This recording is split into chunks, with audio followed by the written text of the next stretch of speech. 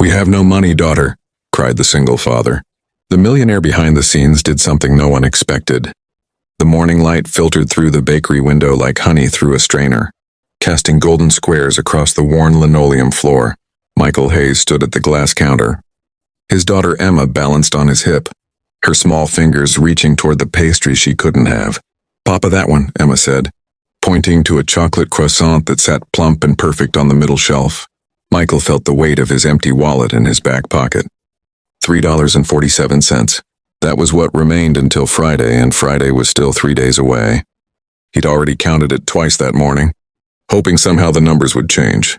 "Not today, sweetheart," he said softly, brushing a strand of blonde hair from her face. "How about we go to the park instead? We can feed the ducks with that bread we saved." Emma's bottom lip trembled, but she nodded. She was 4 years old, but she'd learned disappointment earlier than most children should.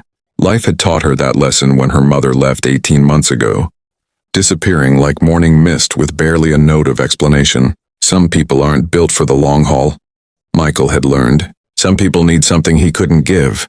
Behind the counter, the young barista, her name tag read, Sophie, watched the exchange with kind eyes. She had seen them come in before, always looking, never buying. The father always polite, always gentle with his daughter, always leaving with that same tired smile that tried to pretend everything was fine. Michael turned to leave, adjusting Emma's weight on his hip. His back ached from the construction work, 12-hour days that barely covered rent and groceries. But he wouldn't complain. He had Emma, and that was enough. That had to be enough. "Wait," Sophie called out. "Sir, excuse me." Michael paused at the door, turning back. "You forgot your order," she said, holding up a small white bag. "The chocolate croissant." "I didn't," Michael began. "It's already paid for," Sophie interrupted, her smile warm and insistent. "Someone prepaid this morning. Account number 217. Said it was for the gentleman and his daughter." Michael's brow furrowed. He didn't know anyone with money to spare, certainly no one who'd set up an account for him. "I think there's been a mistake." "No mistake. It happens sometimes. Please take it. It'll just go to waste otherwise." Emma's face lit up like a candle in a dark room, and Michael didn't have the heart to refuse her again. "Thank you," he said quietly, accepting the bag. "Thank you very much." The park was quiet that Tuesday morning, the September air carrying the first whisper of autumn. Michael sat on their usual bench, the one with the view of the pond, and watched Emma tear tiny pieces from the croissant to throw to the ducks. She insisted on sharing it with them, even after he told her she could eat it all herself. That was his girl, big heart and a small body. "Papa, why don't we have money?" Emma asked suddenly, in that innocent way children have of asking the questions that cut deepest. Michael was quiet for a moment, watching a mallard glide across the water. He could have lied, made up something easy, but he'd promised himself he'd always be honest with her, in ways that were age-appropriate but real. "Well, Emma Bean," he said, using his nickname for her. "Sometimes life gives us seasons. Right now we're in a tight season. I work very hard, but some things cost a lot. It's like our apartment and your preschool and making sure you have good food, so we don't have extra for special treats very often. But that's okay. We have each other and we have enough." "Is it because Mama left?" Michael's chest tightened. "No, honey. Mama leaving isn't why we have less money. That's a different kind of hard. But we're doing okay, you and me. We're a good team, aren't we?"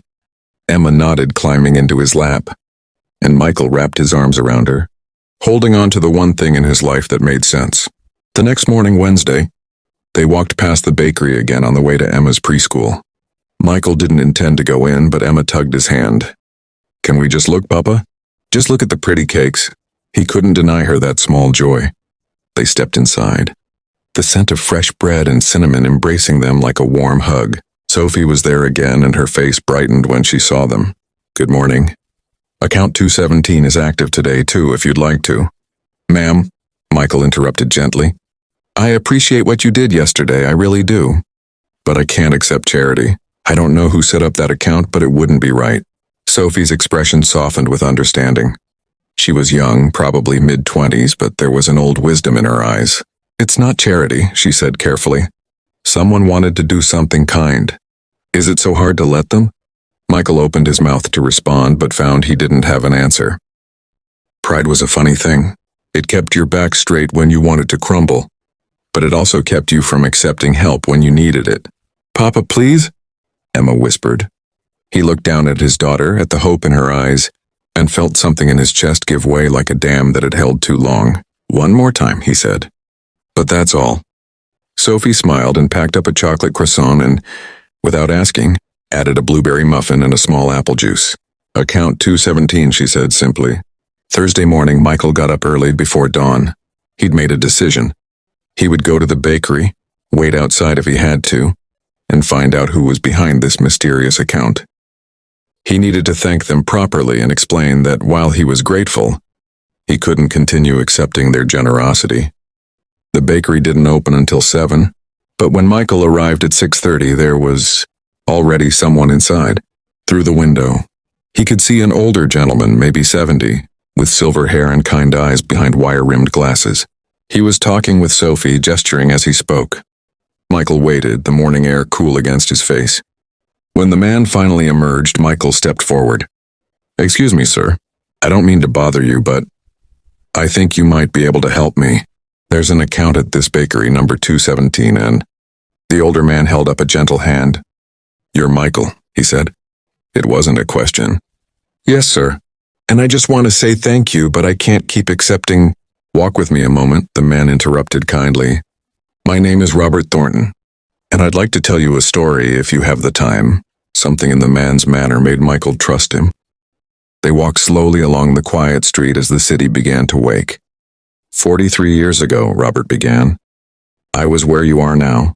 Young father, wife who'd left, barely making ends meet working construction. Sound familiar? Michael nodded, stunned. I had a daughter too, Caroline. She's 50 now, has 3 kids of her own. But back then she was 5 and I was drowning. Not in debt exactly, but in the weight of trying to do everything alone. One day I was at a diner counting change to buy her a grilled cheese sandwich. An old man at the counter saw me and without a word he paid for our meal. When I tried to refuse, he said something I never forgot. He said, "Son, let me do this. Someday you'll understand why." They paused at a corner, waiting for the light to change. I didn't understand, Robert continued, not for many years. I thought it was just about the money, about the food. But it wasn't. It was about dignity, about letting someone say, I see you trying, and you're not alone. That's what he gave me. Not charity, witness. Michael felt his throat tighten with emotion. I built a construction company, Robert said. Did well for myself. Retired 5 years ago. And now I spend my mornings looking for young fathers who remind me of who I was. The bakery owner, she's my niece. She helps me identify people who might need a little light in their life. So that account? It's not charity, Michael. It's an old man. Understanding what you're going through, because he lived it himself. I don't know what to say, Michael managed. Robert smiled, and it was like sunshine breaking through clouds. You don't have to say anything. Just let me do this. For a while at least, and someday, when you're on the other side of this hard season, you'll find someone else who needs a witness, and you'll understand why. For the next 2 months, Michael stopped arguing. Every few days, he and Emma would visit the bakery, and account 217 would have something waiting, not just pastries. Sometimes it was a bag of groceries. Once it was a gift card to the children's clothing store next door. Robert was never obvious about it, but his kindness was a steady drumbeat beneath their lives. Michael started arriving to work 15 minutes early. Started volunteering for overtime. Started taking online courses in project management late at night after Emma was asleep. The weight he'd been carrying began to feel a little lighter. Not because the burden changed, but because he knew someone else saw it. In November, Michael got promoted to site supervisor. The pay increase wasn't huge, but it was enough. Enough to breathe a little easier. Enough to buy Emma that chocolate croissant without checking his wallet first. The first thing he did with his new paycheck was go to the bakery and set up his own account. Account 218, he told Sophie. For whoever needs it. Sophie's eyes filled with tears. I'll let my uncle know, she said. Please do, Michael replied. And tell him I understand now. Tell him thank you for teaching me that accepting help isn't weakness. It's wisdom. On a cold December morning, Michael and Emma walked into the bakery to find Robert sitting at a corner table, a cup of coffee steaming before him. He gestured for them to join him. "I heard about your promotion," Robert said. "I'm proud of you." "Thank you," Michael said. "For everything. I don't just mean the account. I mean for seeing me when I felt invisible." Robert reached across and squeezed Michael's shoulder. "You were never invisible, son. You were just going through the valley. But you kept walking. That's what matters." Emma, bold in the way children can be, reached out and took Robert's weathered hand in her small one. "Are you our grandfather now?" she asked. Robert's eyes grew misty. "I'd be honored to be something like that, sweetheart." And so, in the way that life sometimes repairs what's been broken, they became a kind of family, not by blood but by choice and circumstance and the quiet miracle of kindness extended and received. Michael never forgot that season of his life, those months when he had to choose between pride and provision, between dignity and need, and he never forgot the lesson Robert taught him, that we all need witnesses to our struggle, people who say, "I see you, and you matter." Years later, when Emma was grown and Michael's construction company, yes, his own company, was thriving, he would still go to that bakery. And he would still maintain account 218, expanded now to accounts 219, 220, and 221. Because once you understand the gift of being seen, you spend the rest of your life making sure others feel seen too. Some people might call that charity, but Michael knew better. It was something far more valuable. It was the passing down of dignity, from one season to another, from one heart to the next. If this story touched your heart, I'd be grateful if you'd take a moment to like this video, share it with someone who might need its message, and subscribe to hear more stories about the quiet ways we take care of each other. And please leave a comment below telling me about a time someone saw you when you needed it most. I'd love to hear your story. Until next time, take care of yourself and take care of each other.